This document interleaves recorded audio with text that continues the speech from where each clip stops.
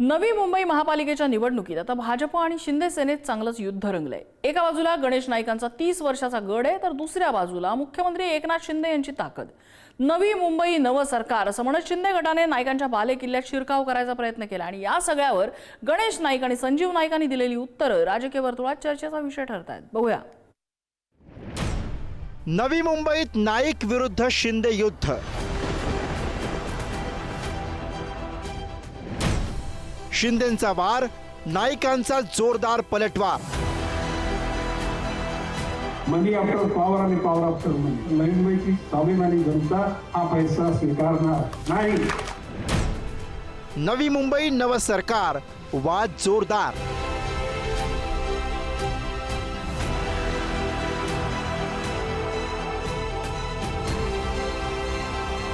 नवी मुंबईच्या आखाड्यात आता खऱ्या अर्थानं रंगत आली आहे। शिंदे सेनेनं नवी मुंबई नव सरकार असं म्हणत शहरात मोठी बॅनरबाजी सुरू केली आहे। इतकंच नाही तर अप्रत्यक्षरित्या राष्ट्रीय स्वयंसेवक संघाला साथ घालत एक संघ लढण्याचं आवाहनही केलंय। नवी मुंबईतली हुकुमशाही संपवणार असे शिंदेंच्या शिवसेनेचे बॅनर्सही लागलेत, त्याची ही चर्चा सुरू आहे। नवी मुंबई महानगरपालिकेच्या परिसरामध्ये शिवसेना शिंदे गटाकडून बॅनर्सबाजी करण्यात आलेली आहे आणि या बॅनर्सवर ज्या पद्धतीनं आपण बघत असाल, हुकुमशाही संपवणार नवी मुंबई नव सरकार, भ्रष्टाचार मुक्त कारभार नवी मुंबई नव सरकार, एक संघ लढणार नवी मुंबई नव सरकार, सर्वसामान्यांचा आधार नवी मुंबई नव सरकार, लाडक्या बहिणींचा तारणहार नवी मुंबई नव सरकार, हक्कांच्या घराचं स्वप्न साकार नवी मुंबई नव सरकार, अशा प्रकारचे बॅनर जे आहेत ते लावण्यात आलेले आहेत। शिंदे गटाच्या या आक्रमक पवित्र्यामुळे आता नाईक कुटुंब सुद्धा मैदानात उतरलंय। गणेश नाईक यांनी शिंदेंच्या शिवसेनेवर पैशाचा पाऊस पाडल्याचा गंभीर आरोप केलाय।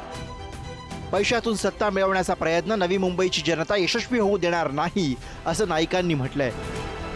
भ्रष्टाचारचा पैसा राजकारणामध्ये वापरता मनी आफ्टर पॉवर आणि पॉवर आफ्टर मनी, पैशातून सत्ता आणि सत्तेतून पैसा।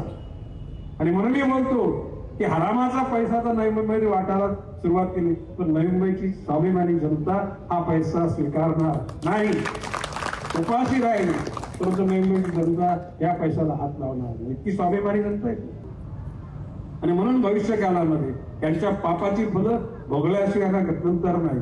मी आत्मविश्वासाने सांगतो, जे कराल ते भरायला लागेल।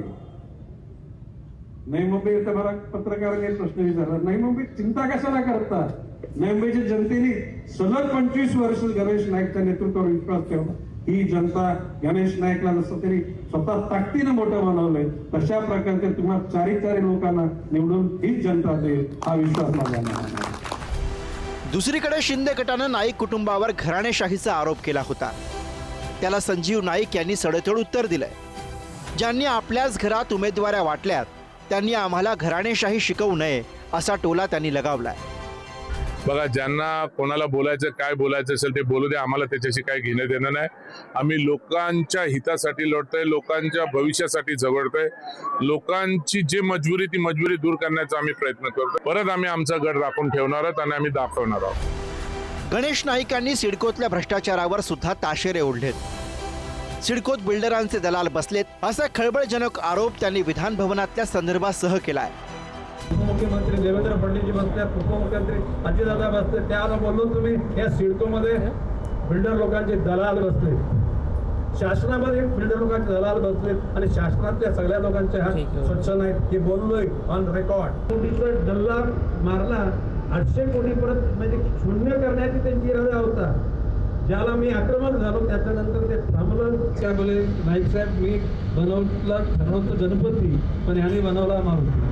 मध्या काळामध्ये देवेंद्रजींना जे मेजॉरिटी असताना मुख्यमंत्री पदावरून वंचित ठेवलं, त्याचे हे सगळे परिणाम आहेत। जर का देवेंद्रजी त्याच वेळेला मुख्यमंत्री झाले असते, ही पाप निर्माण झाली नसती। आता मारुतीची शेपटी सगळीकडे आग लावत, विजू योग्य वेळी विजू, आणि गरज पडली तर मारुतीला जरूर ती शेपटी कमी कर। एकूणच नवी मुंबईमध्ये आता आरोप प्रत्यारोपांच्या फैरी झाडल्या जात आहेत।